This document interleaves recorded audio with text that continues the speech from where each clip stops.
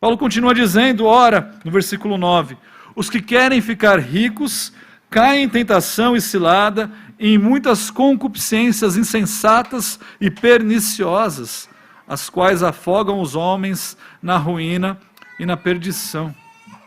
Você notou algo interessante aqui? Geralmente nós que somos pobres, ou que achamos que somos pobres, nós somos bem rápidos para julgar aqueles que são ricos, com aquelas passagens bem memorizadas, né? Que fala assim, é difícil um rico passar na agulha ali, na cabeça ali de uma agulha, alguma coisa desse tipo. Sempre que você ouve alguma coisa falando sobre riqueza, você é aquele que se coloca como pobre, falando assim que é difícil o rico ser salvo, ou alguma coisa do tipo.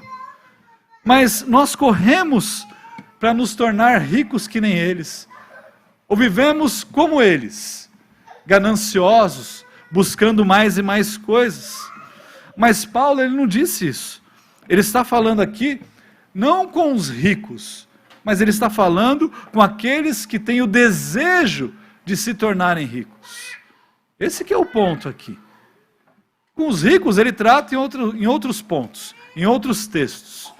Mas ele fala conosco, com aqueles que têm o desejo de se tornarem ricos. E talvez esse seja o seu problema, e não o problema do rico, não o problema da outra pessoa, é o seu problema.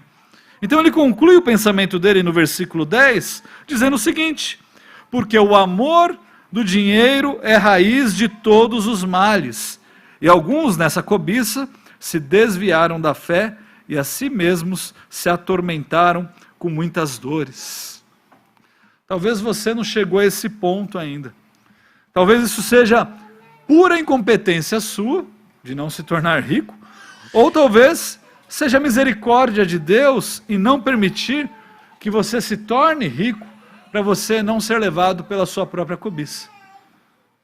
Ou talvez os dois. Deus é bondoso, até mesmo para nós que somos cabeça dura.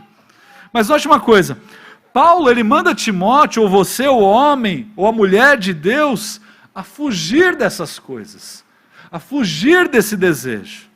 Nós não somos chamados a encarar algumas coisas, nós somos chamados a fugir de algumas coisas. Existem certas coisas que nós devemos correr. E não é você ser menos homem ou menos mulher por fazer alguma coisa assim. Fugir nem sempre é um sinal de covardia.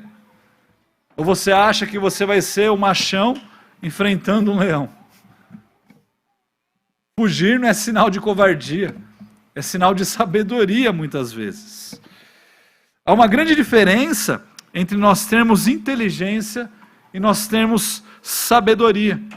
O inteligente é aquele que consegue sair de um problema em que ele se meteu. Agora, o sábio é aquele que não se mete em nenhum problema. Você percebe? Os dois são válidos. Mas é melhor você ser sábio e não se meter no problema em primeiro lugar. E é justamente isso que nós vemos, por exemplo, na história de José. José, ele não estava provando para ninguém que ele era mais macho, mais homem, se ele ficasse ali, quando ele foi tentado pela mulher ali, a mulher do seu próprio chefe. Não há louvor algum em tentar resistir uma tentação, sabendo que você pode correr dela, sabendo que você pode correr desses problemas. Irmãos, nós precisamos parar de nos enganar. Quando a tentação surgir, nós devemos fugir, correr, simplesmente correr. Paulo diz no versículo 11, tu, porém, ó homem de Deus, foge destas coisas. Antes segue a justiça, a piedade, a fé, o amor, a constância, a mansidão.